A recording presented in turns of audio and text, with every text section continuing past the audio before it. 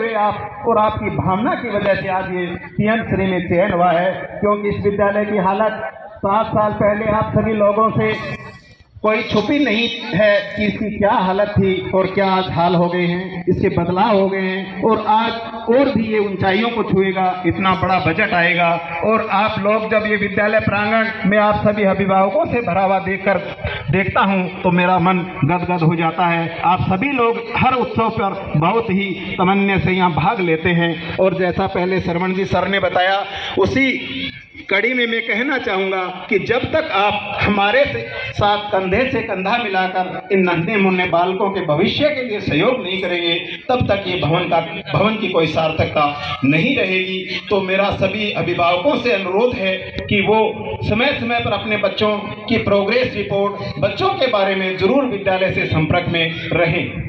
और भौतिक विकास के साथ इस विद्यालय का एक सौभाग्य मानता हूं कि यहाँ पे जो भी स्टाफ आता है वो हीरा आता है, हीरा।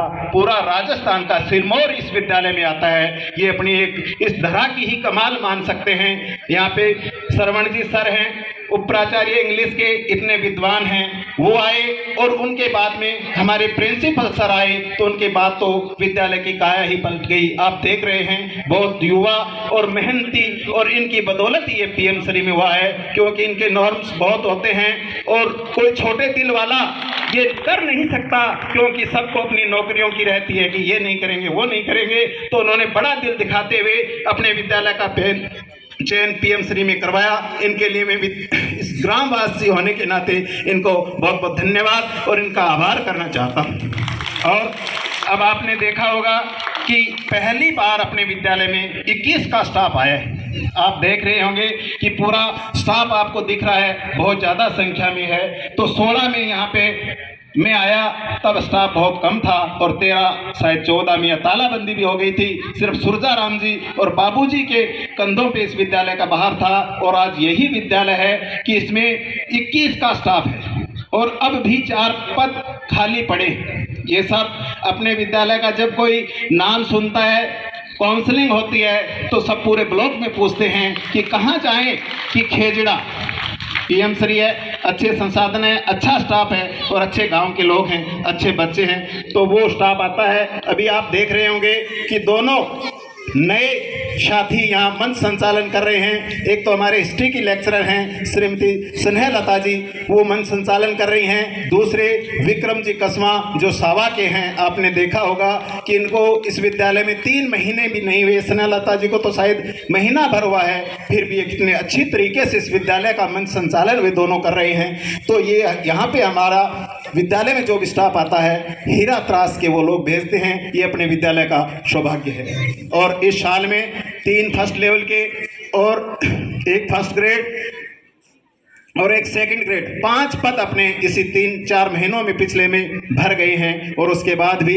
अपने ज्योग्राफी का 1 पद है, वो भी काउंसलिंग होनी बाकी है, उसको उन्होंने विद्यालय का चयन कर लिया है ज्योग्राफी लेक्चरर ने। और उसके बाद भी हमारे 2-3 पद वो खाली हैं। तो अपने प्रयास करें उन पदों के लिए भी। और दूसरा मैं कहना चाहता हूँ कि अपने विद्यालय में आप सभी लोगों के प्रयास से विज्ञान संकाय भी खुल गया है और उसमें हमने यहाँ प्रपोजल मांगा है। तो मैं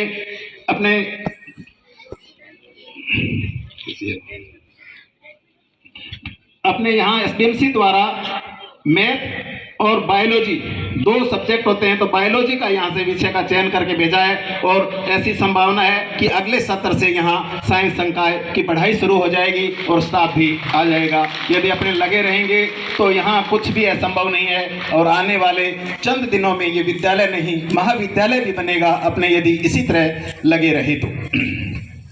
और कुछ मैं भामाशाहों को इस मंच से धन्यवाद देना चाहता हूं जो आज सम्मानित होने हैं।